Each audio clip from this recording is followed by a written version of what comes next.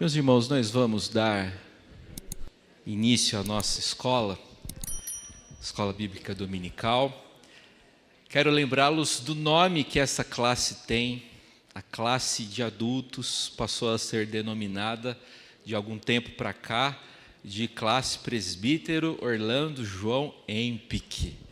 Essa foi uma ideia para preservar a memória do nosso estimado irmão que já está com o Senhor, presbítero Orlando João Empick, ele que foi presbítero emérito dessa igreja e que cooperou muito com o trabalho aqui, desde o seu início.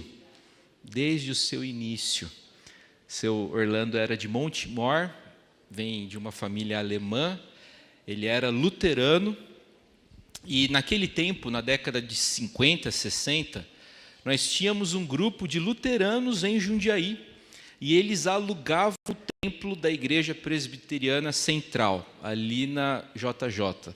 Eles alugavam o templo para realizar o culto luterano nos domingos à tarde. E seu Orlando, por ser luterano, frequentou o trabalho, mas nisso começou a ter contato com os presbiterianos e deixou o luteranismo, tornou-se presbiteriano.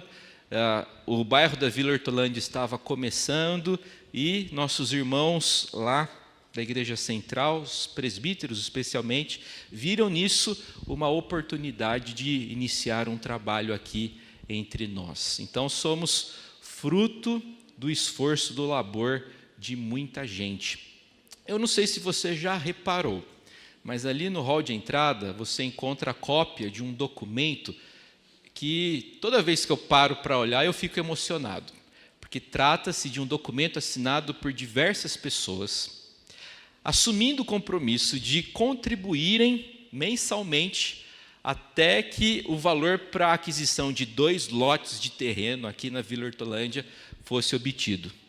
Tá? Então, irmãos nossos da igreja de Jundiaí, um presbiteriano de Jacutinga, lá do sul de Minas, eles se organizaram e assumiram um compromisso. A gente vai contribuir para termos um lote, ligar um templo no futuro. E estamos aqui. Somos fruto desse trabalho, somos fruto desse empenho. É com alegria também que eu quero compartilhar com vocês que nós estamos escrevendo essa história também. Afinal de contas, temos uma igreja filha em Itupeva. E não foi fácil aquele trabalho, né, Zé?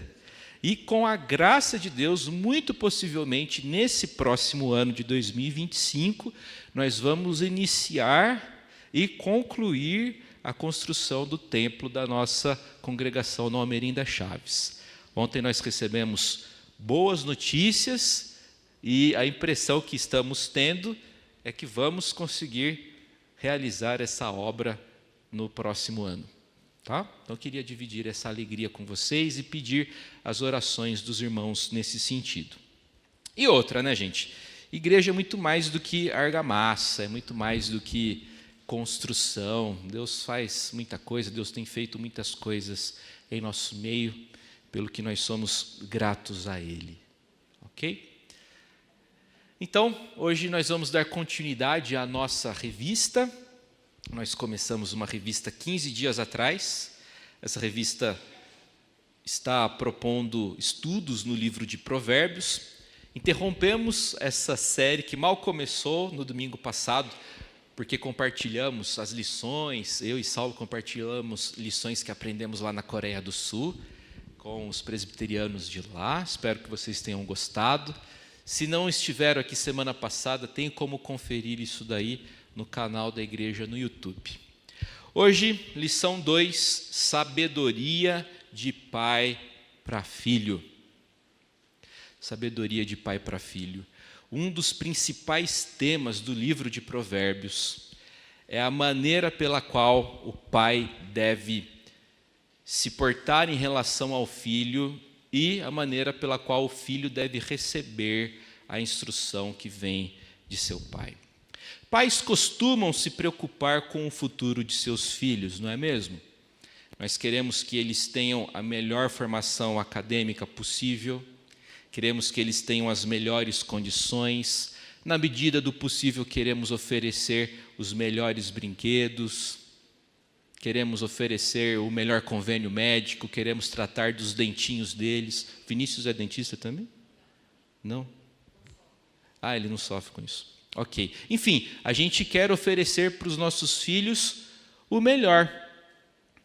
Mas tenho reparado, infelizmente, com tristeza, que às vezes esses pais que querem o melhor materialmente para os filhos são negligentes em oferecer o que existe de melhor no universo, que é relacionamento com Deus. Então, o menino tem educação, o menino tem um monte de coisas, mas não é instruído a respeito da verdade. Tenho visto pais que sonham com filhos médicos, e não há erro em sonhar com filho médico. Pais sonhando com filhos jogador de futebol. Ontem o André participou de um joguinho e ele ficou todo, porque ele fez o primeiro gol. O time dele ganhou de 5-0. Ele fez o primeiro gol e aí a galera, André. Aí ele falou, papai, falaram o meu nome. André, não sei o quê. Ele ficou todo contente. Tem gente aí sonhando com o filho ser jogador de futebol. Eu não sonho muito não, tá? Sinceramente. Sonho em ser juiz. Não tem nada de errado da gente sonhar com isso. Mas do que adianta o menino ser jogador de futebol aqui e ir para o inferno depois? O que adianta ser juiz aqui, ser delegado aqui, ser presidente aqui, ser governador aqui, e quando ele fechar os olhos e morrer, ir para o inferno? Eu não vejo vantagem. A Escritura vai dizer para a gente algo muito solene, lá em Mateus 16, 26. Pois que aproveitará o homem se ganhar o mundo inteiro e perder a sua alma? Qual é o valor de ganhar o mundo e perder a alma? Então a gente vai conversar sobre o tema em tela, sabedoria de pai para filho. Como foi mencionado na primeira lição, o livro de Provérbios possui 7 coleções. O livro de Provérbios é composto por 7 coleções. Nós não sabemos ao certo quem foi o organizador do livro de Provérbios. Não sabemos quem foi o redator, o editor final. O que a Bíblia descreve para nós é que os provérbios foram redigidos por Salomão, ou colecionados por Salomão. É possível que a gente tenha ditos estrangeiros, tá? Expressões de sabedoria de outros povos, que foram, de certa forma, incorporados por Salomão. Tá? Então, o livro foi composto por Salomão, mas foi organizado, foi editado por alguém muito posteriormente. Não sabemos quem foi essa pessoa. O que nós sabemos? O próprio livro menciona que homens de Ezequias, um rei muito piedoso de Judá, esses homens transcreveram parte dos provérbios de Salomão. Veja lá o verso 1 do capítulo 25. São também estes provérbios de Salomão, os quais transcreveram os homens de Ezequias, rei de Judá. Hoje nós vamos explorar algumas lições que nós encontramos no prólogo do livro de Provérbios. Tá? Estou me referindo ao início do livro, aos primeiros capítulos dessa obra tão importante. Nessa seção do livro, nós encontramos a figura de um pai amoroso e preocupado. Geralmente, bons pais possuem esses dois atributos, funcionando concomitantemente. Um bom pai, ele é amoroso e, ao mesmo tempo, encontra-se preocupado com o presente e com o futuro do filho. Ele está preocupado em ensiná-lo, em instruí-lo, em corrigi-lo. Então, o bom pai é como esse pai do prólogo do livro de Provérbios. Amoroso e preocupado, atento. Talvez atento seja uma palavra melhor do que preocupado, ok? Nessa seção do livro, encontramos a figura desse pai que está assim engajado, que está envolvido e comprometido com a tarefa de transmitir patrimônio para o seu filho. É isso. Esse pai aqui, ele pensa muito em como ele vai transmitir seu patrimônio para o seu filho. Essa é a sua principal preocupação. Eu vou transmitir para o meu filho tanto de dinheiro. 500K. Lá na Coreia do Sul eu fiquei animado, porque lá é o won. Então, 100 mil wons é quanto? Eu nem lembro. Quanto, Salom? Não, em reais. Quanto que é 100 mil wons em reais? 2,40. Então lá, eu cheguei no 100K. Né? 100 mil eu tenho. Mas quanto que é isso daí? 10 mil. 10 mil, toma aqui. Né? Mas lá no final da viagem eu lembrei que se você é pobre aqui, você é pobre lá também, porque aí o celular é 1 milhão de wons, um negócio desse. Tá? Depois dessa brincadeirinha, Salomão não estava preocupado em transmitir patrimônio. É 1 milhão de reais os meninos vão ter.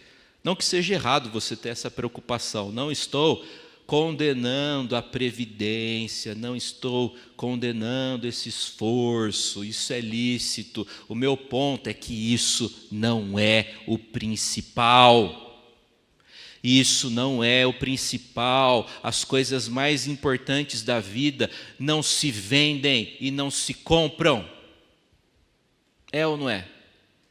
O que é mais importante na vida a gente não compra e a gente não vende. Sabedoria de verdade não é a universidade que oferece. Porque tem muitos estúpidos doutores, pós-graduados. E há muita gente analfabeta que é extremamente sábia. Não estou condenando aqui também o academicismo. É para você estudar, é para você se envolver nos estudos pós-graduados, é para fazer isso sim. Tá? É para acabar lá o EJA, é para fazer isso. O protestantismo valoriza desde os seus pródromos a questão da educação. O meu ponto é que algumas coisas são mais importantes do que outras. A grande preocupação de Salomão era a seguinte: como é que eu vou transmitir a sabedoria que Deus me deu para o meu filho?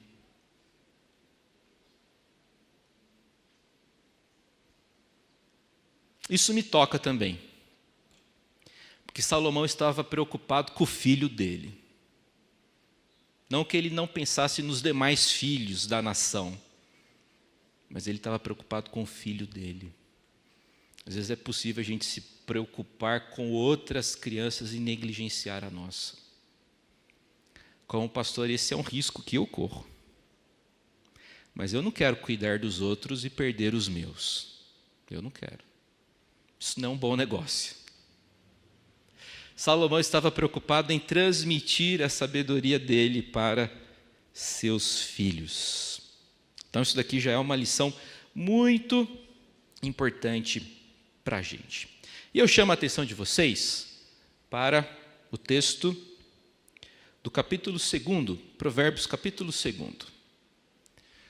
Vamos ler? Vamos ler juntos? Vou até sentar um pouco. Vamos lá. Filho meu, se aceitares as minhas palavras e esconderes contigo os meus mandamentos, para fazeres atento à sabedoria o teu ouvido e para inclinares o coração ao entendimento, e se clamares por inteligência e por entendimento alçares a voz, se buscares a sabedoria como a prata e como a tesouros escondidos a procurares, então entenderás o temor do Senhor e acharás o conhecimento de Deus. Eu chamo a sua atenção para a ocorrência da partícula se. Se aceitares as minhas palavras. Isso daqui pode acontecer ou não. Quem vai obter sabedoria? Aquele que aceitou. Se aceitares as minhas palavras, há uma condição. Não é uma coisa assim que vai acontecer sem uma prévia postura.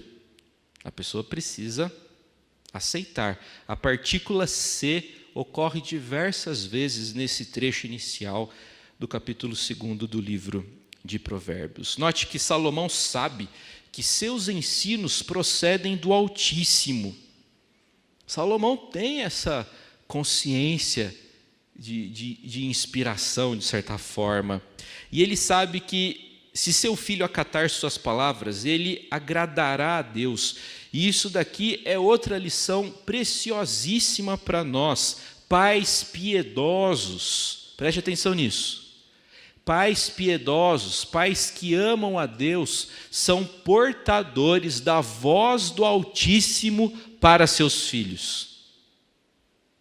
Repito, pais piedosos e que amam a Deus são portadores da voz de Deus para seus filhos.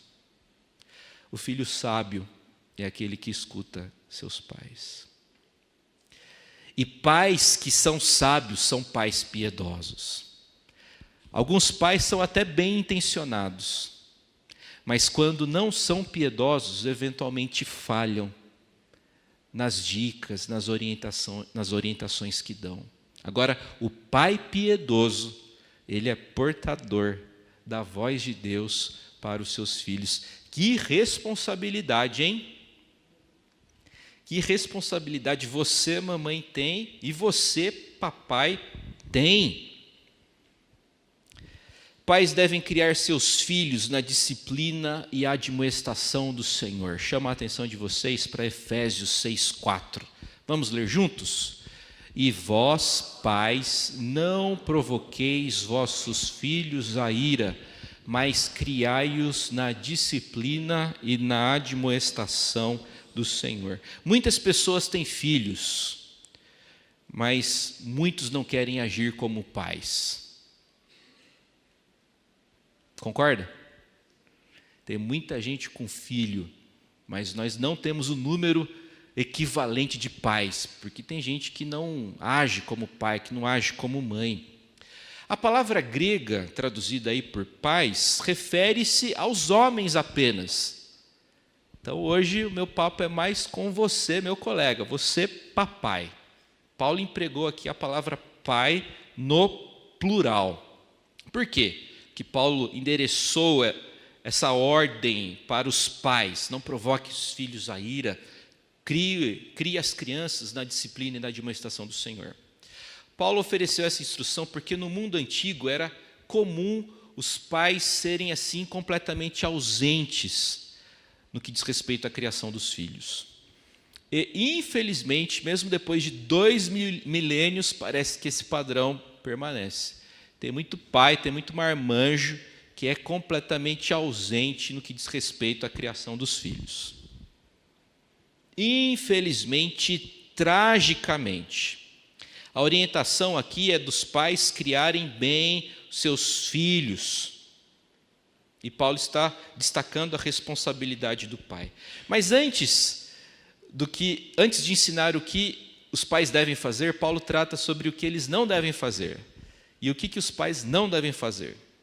Pais não devem provocar a ira em seus filhos. O que significa isso daqui? Menino, sai da televisão e vai fazer a tarefa. Aí o menino ficou bravo. Eu transgredi a lei de Deus, o meu filho ficou bravo. Você não transgrediu nada, quem está errado é ele. E se o menino ficou nervosinho, dá um tapa nele. Ou uma chinelada. Te respondeu? Senta o braço nele. Não vou. Não vai o quê?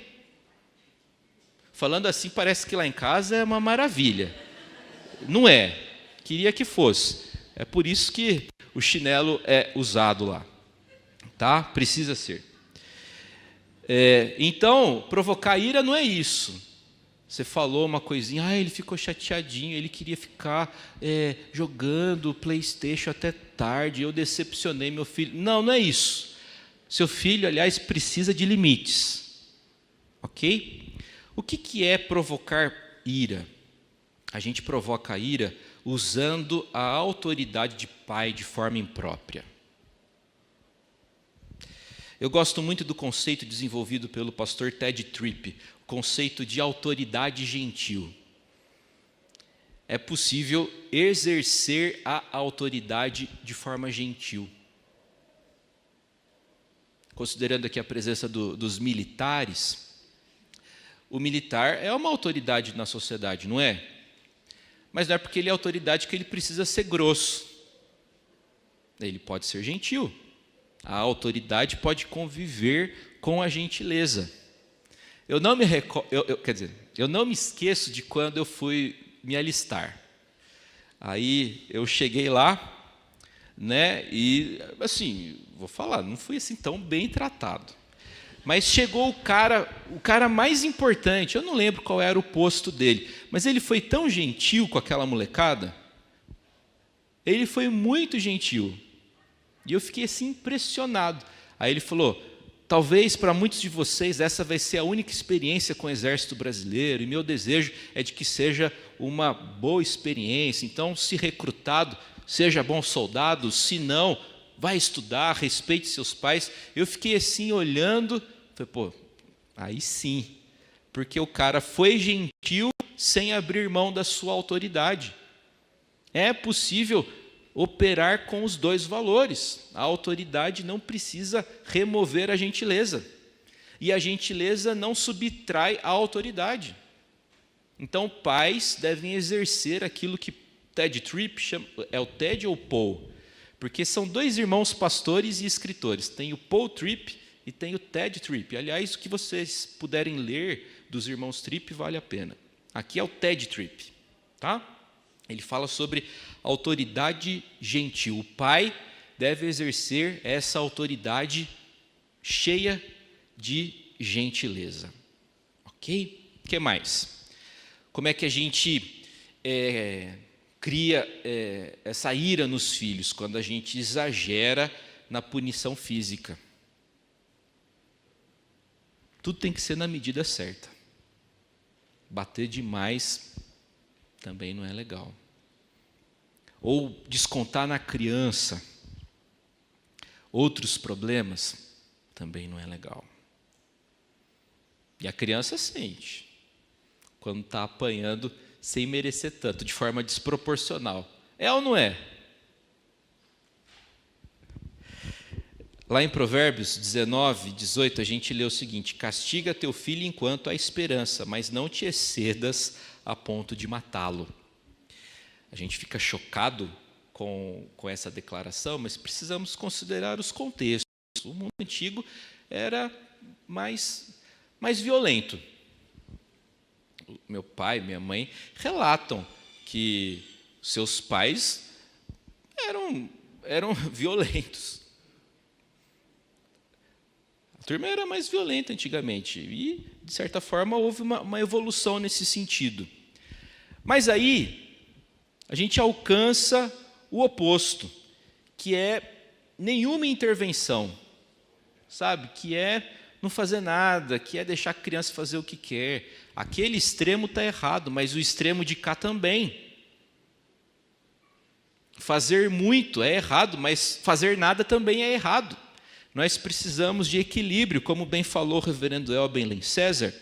Muitas vezes exageramos a bondade e exageramos a severidade. A gente quer ser bonzinho, a gente tem dó. Eu coloquei as crianças lá de castigo uma semana. Aí no terceiro dia, eu já estava com dó. Quer saber? Deixa quieto. Eu não sei se era dó ou se eu não estava com paciência. Deixa na televisão aí que eu vou fazer outras coisas. Vou ser bem honesto, papo reto aqui. Estou dando uma de piedoso, de bonzinho. É possível É possível que essa tenha sido a motivação. Põe esse menino na televisão aí que vai me deixar tranquilo. Mas 3 dias de castigo, vou perdoar. Não, a criança precisa aprender que atos têm consequências. Então, às vezes, a gente exagera na bondade, mas é possível também exagerarmos na severidade. Um semestre sem isso, é tempo demais. Porque exageramos a bondade, nossos filhos se corrompem. Porque exageramos a severidade, nossos filhos se desesperam. Sem equilíbrio, ou vai acontecer a corrupção ou o desespero. Fala, Bel. Não gosto do microfone. Eu não sei se essa passagem não provoquei aos filhos a ira, uma interpretação que eu, pelo menos, sempre tive, não sei se está errada. Também, quando os filhos veem nos pais... Tá errado. Quando os filhos veem nos pais uma incoerência, né? Os pais ensinam uma coisa e acaba sendo uma hipocrisia, né? Os pais não vivem aquilo. Então, eu entendi muito desse lado sempre, sabe? De você falar para os filhos, olha, é assim que tem que fazer. Então, você não minta, e ele pega o pai mentindo. Você não faça isso, ele pega... Então, não sei se... Creio que tem mais, né, de uma interpretação, mas essa é uma das que eu sempre... Sim, mas você está corretíssima. Aqui cabe muita coisa, viu, Bel? Cabe muita coisa aí. Porque pais podem provocar a ira em seus filhos de diferentes formas.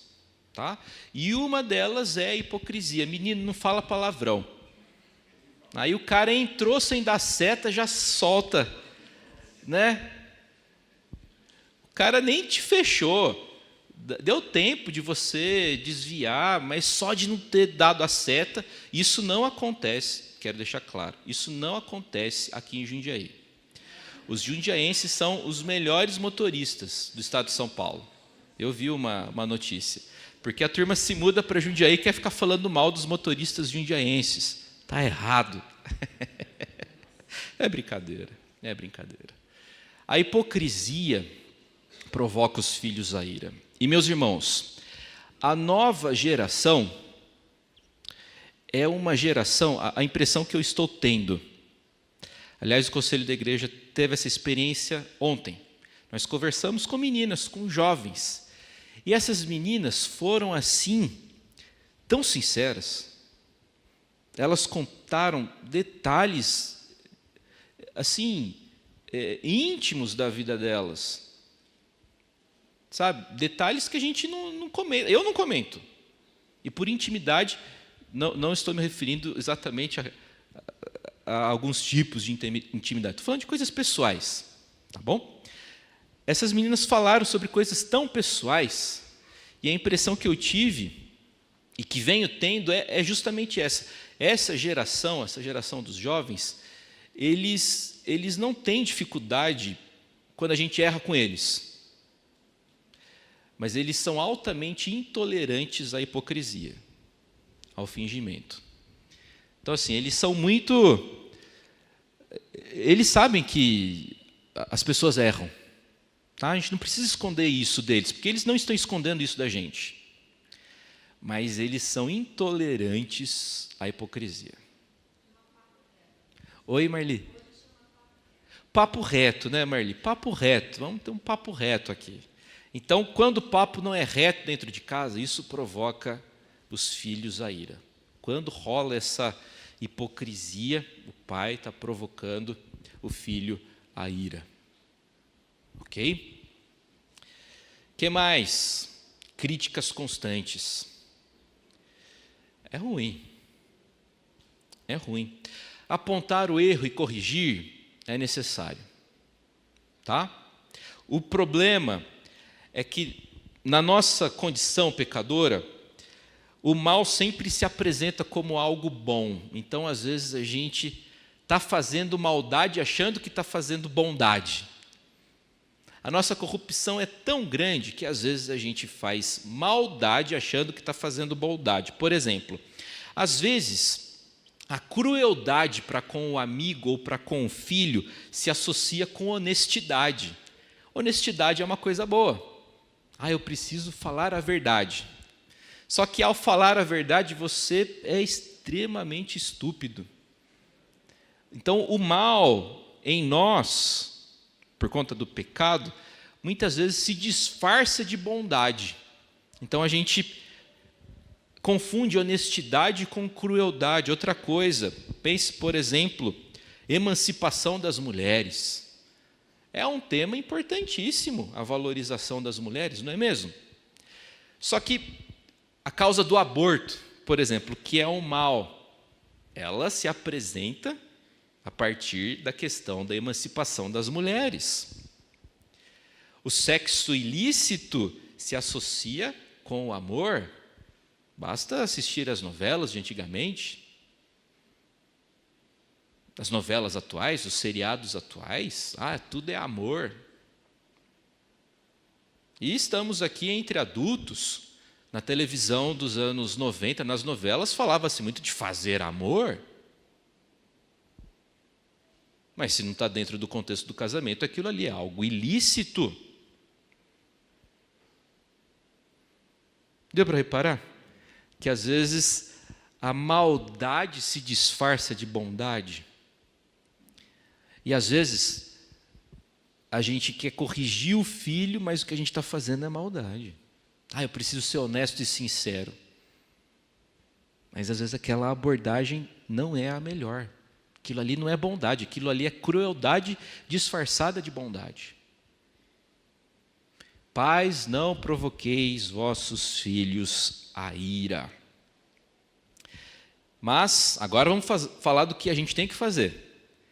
Mas, criem os filhos na disciplina e admoestação do Senhor.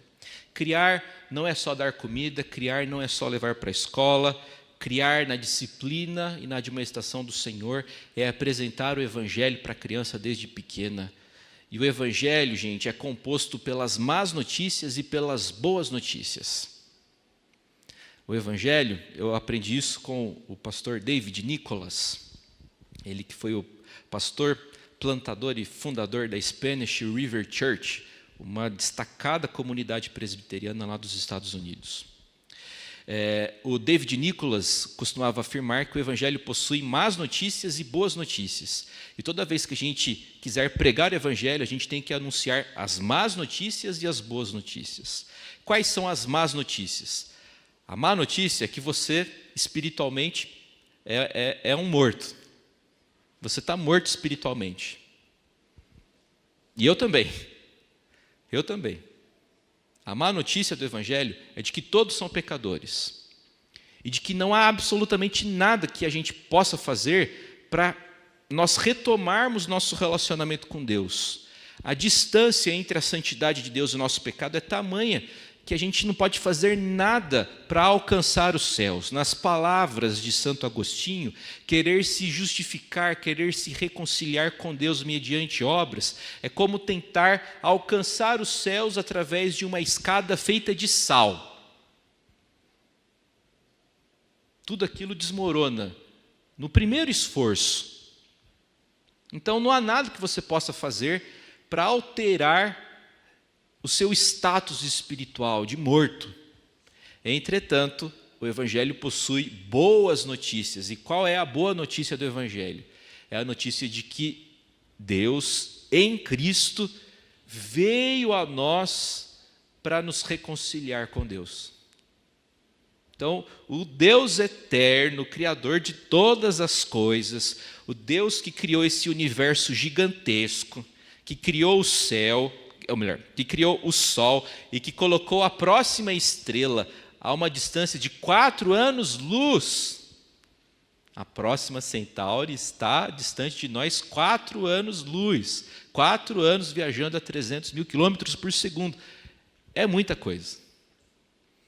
Esse Deus grandioso se importa tanto comigo e com você, que Ele interviu na história em Cristo, a fim de morrer por nós, a fim de viver por nós, para nos reconciliar com Deus. Essa é uma excelente notícia. Então, o Evangelho possui más notícias e boas notícias. O pai crente deve ensinar o Evangelho para o seu filho desde pequenininho. ensiná-lo a respeito do seu pecado, ensiná-lo de que ele tem um Salvador, que é Jesus.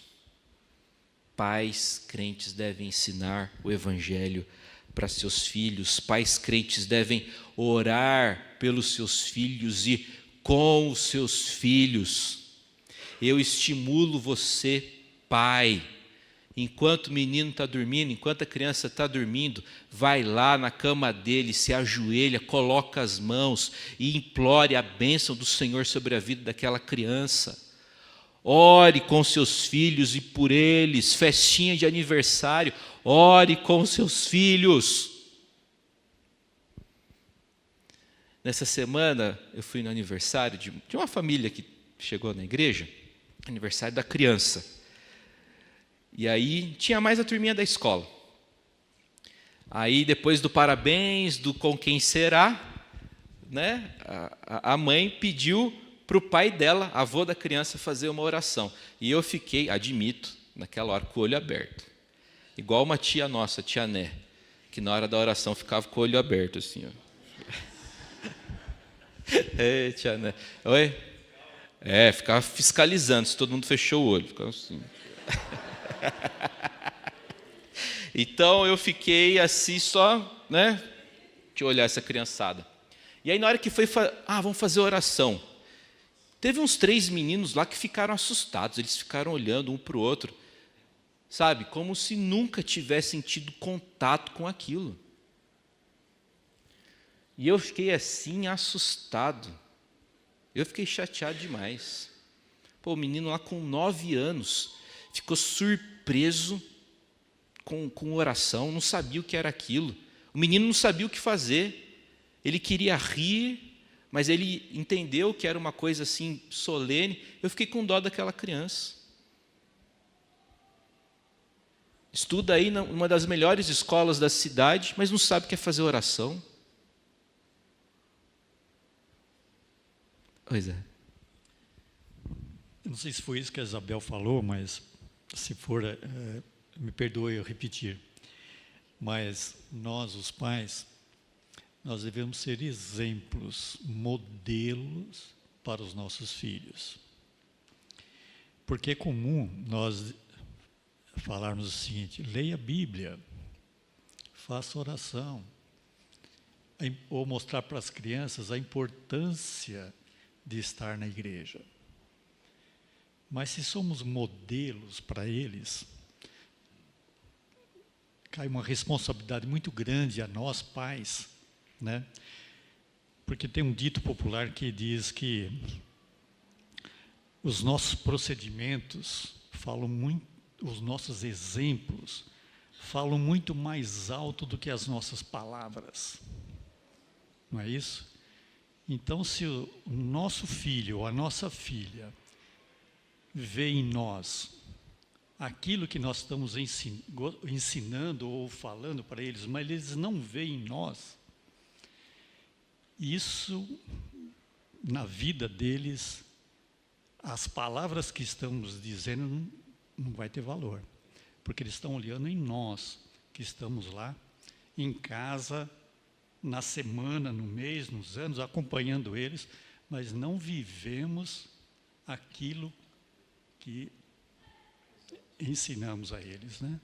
Então, os pais têm que eles têm que analisar e verificar a sua conduta. Eu lembro que quando as minhas filhas eram pequenas, não é dizer que eu fazia isso ou aquilo, mas quando elas iam dormir, eu ia na cama delas e orava com elas lá, né?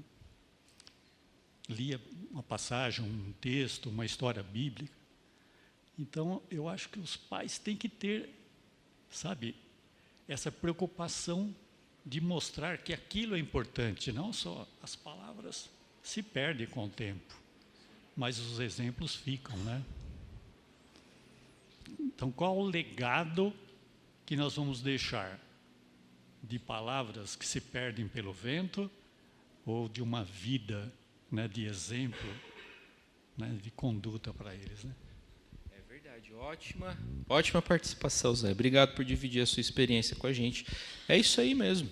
Enquanto o irmão falava, eu me recordei do reverendo José Emiliano da Cunha. O reverendo José Emiliano foi pastor, Maurício lembra, foi pastor da Igreja Central antes da chegada do reverendo Luiz Roberto. Uma gentileza de pastor, hoje é pastor lá no litoral, em Itanhaém.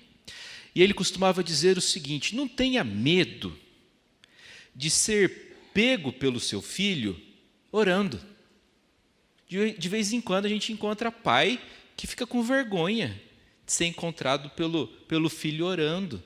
Eu não vou fazer aqui, senão vai acordar. Tem que fechar muito bem a porta. Eu sei que está lá, Jesus falou, né? Olha, entra no teu quarto, fecha a porta. Mas o contexto ali é Jesus falando contra a hipocrisia. Tá?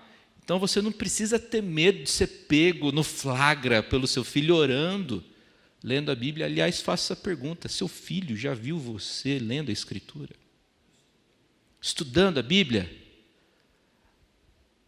Vê no celular, tenho certeza que já viu.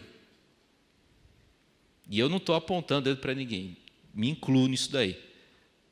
Mas e lendo a Escritura? Fazendo oração? Esse é o melhor jeito de ser pego no flagra. Não tenha vergonha. Não tenha vergonha. Vamos lá, Jennifer. Aproveitando o gancho, o Rafael, ele é pequenininho ainda, e a gente, toda vez que ele faz alguma coisa, fala: não, pede para Jesus, vai lá e ora. Só que eu entendi também que ele precisava ver o intencional. Então, eu passei a orar de porta aberta, em horários que ele estava acordado. Porque muitas vezes a gente acorda mais cedo ou dorme mais tarde, as nossas orações ele acaba não vendo. Então, às vezes ele perguntava: mamãe, mas você ora? E aquilo mexeu comigo. Então, eu comecei a orar com a porta aberta, e enquanto ele estava acordado. Porque aí ele passou a me ver de joelho no chão, na beirinha da cama. E aí um dia eu, brincando com ele lá, eu acabei brigando com ele, não deixei ele ver a TV. E aí eu estava fazendo as minhas coisas, quando eu percebi que ele estava muito quieto. Eu falei: meu Deus, tem alguma coisa. Criança quieta tem algum problema. E ele estava lá na beira da minha cama, ajoelhado, orando para Deus. Papai do céu, fala para minha mãe deixar eu ver TV, Senhor.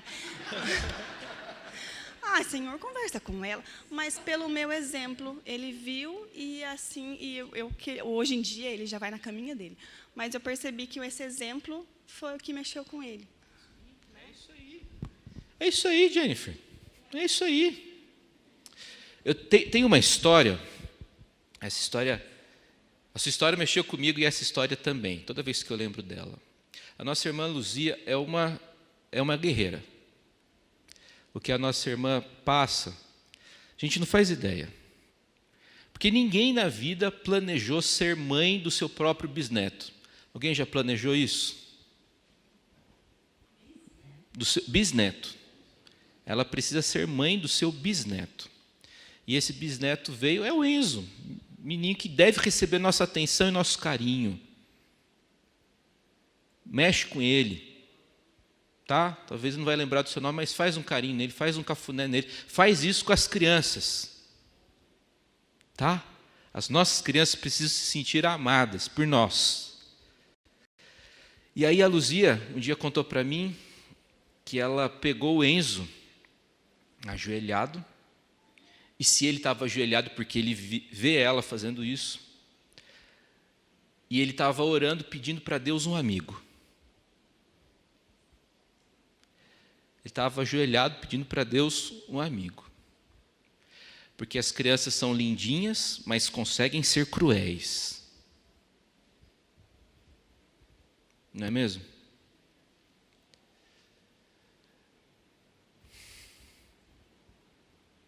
O exemplo dela. Oi.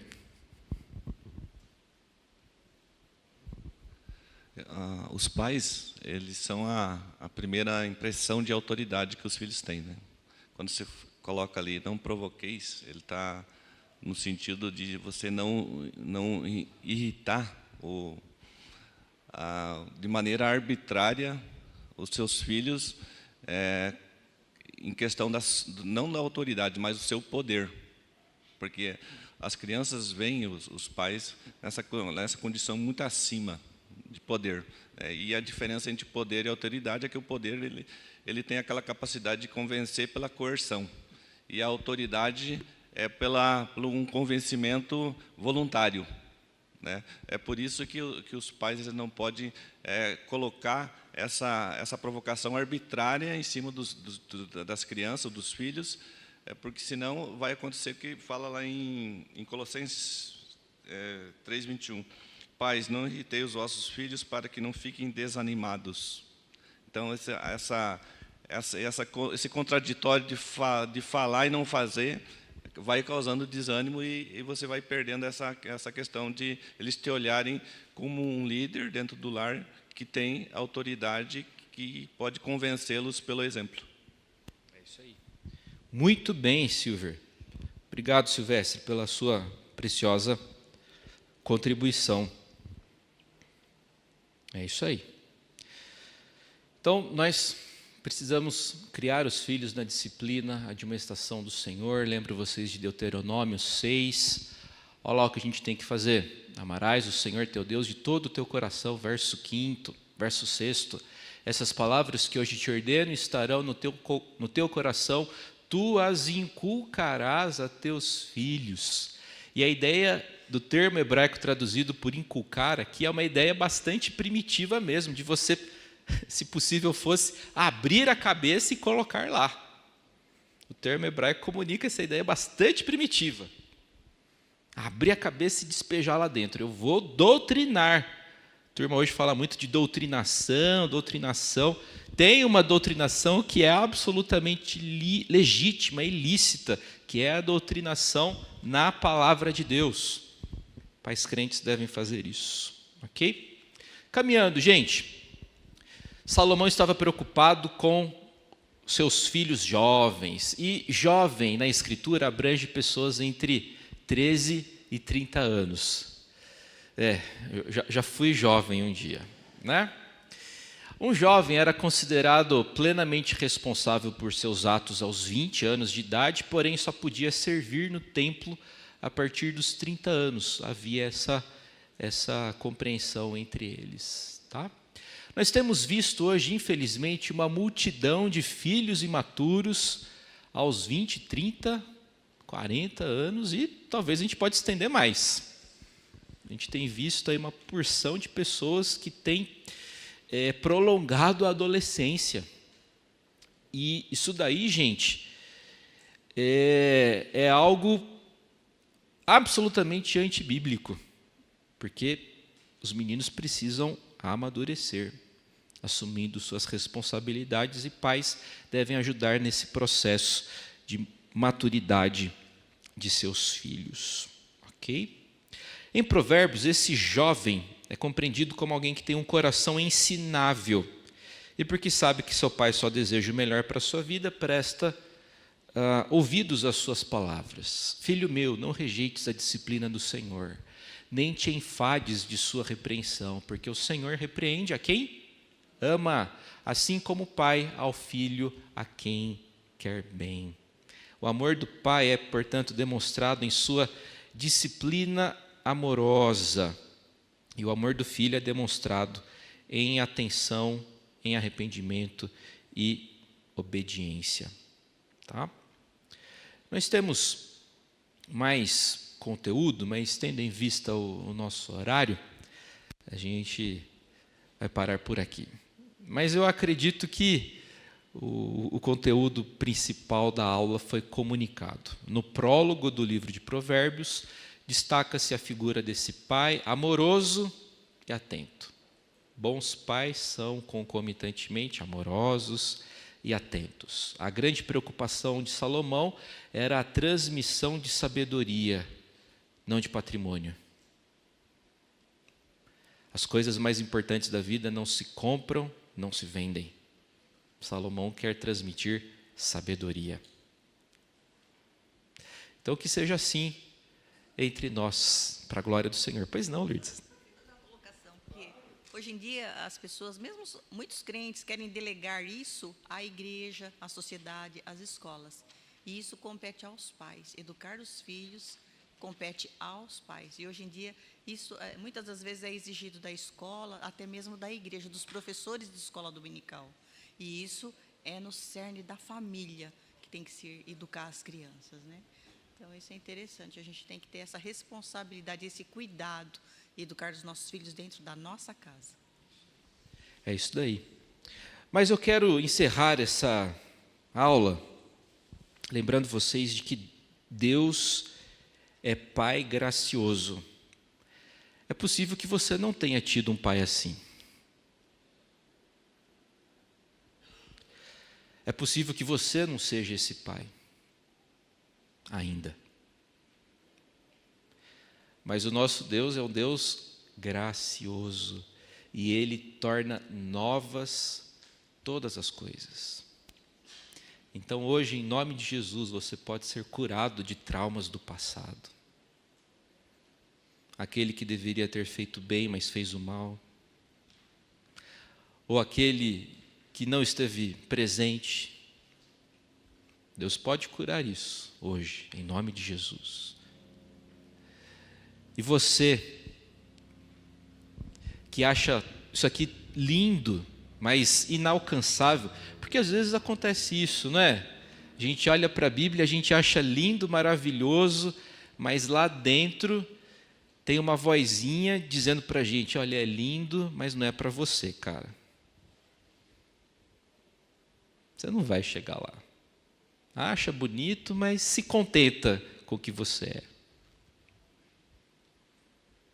Eu quero dizer para você que essa vozinha aí está errada. Porque não é você que vai chegar lá, é o Senhor que vai te levar lá. O Senhor efetua em nós o querer e o realizar. Vida cristã é subir uma escada. Só que essa escada, meu chapa, é uma escada rolante. Não é você que sobe a escada, é a escada que sobe você. Então, vida com Jesus Cristo é assim. É o Senhor que vai efetuando em nós o querer e o realizar. Então, a graça de Deus para todos aqui. Para aqueles que sofreram e para aqueles que querem fazer o certo. A graça de Deus é abundante sobre as nossas vidas. E quem crê nisso vai dizer um forte amém. Amém. Vamos orar? Pai santo, Pai justo, nós nos rendemos diante de Ti nessa manhã, agradecemos pela Tua palavra. E, ó Deus, nós imploramos para que o Senhor cure aqueles que ainda carregam feridas do passado, em relação a seus pais, familiares, tenha misericórdia, supra a ausência, dê a consciência de que o Senhor é Pai generoso e gracioso. Ó Deus, com o Senhor é sempre possível recomeçar. E nesse sentido imploramos e intercedemos pelos pais da igreja. Às vezes a gente acha que a gente nunca vai chegar lá. Mas com o Senhor é possível, o Senhor efetua em nós o querer e o realizar. Então ajuda-nos a melhorarmos, ajuda-nos, ó Deus, a progredirmos. Ó Deus, nossa petição é para que o Senhor faça isso em nós. Sozinho a gente não dá conta. E a gente assume isso diante do Senhor. Mas com o Teu auxílio e com a Tua assistência, nós cremos que haveremos de desempenhar melhor as nossas funções. Nos ajude a não sermos negligentes. Que adianta ganhar o mundo e perder a alma? A gente não quer perder a nossa alma. E a gente não quer perder a alma dos nossos filhos. Nossos filhos não foram criados para o inferno, foram criados para o Senhor. E nós imploramos a graça do Senhor sobre a vidinha deles. Eles Te pertencem. E imploramos para que o Senhor os encontre com conversão. Em nome de Jesus. Amém. Amém. Deus abençoe você, meu querido, minha querida. Um bom domingo, um bom almoço. Deus fortaleça vocês. E 18 horas tem mais. O Senhor te abençoe e te guarde.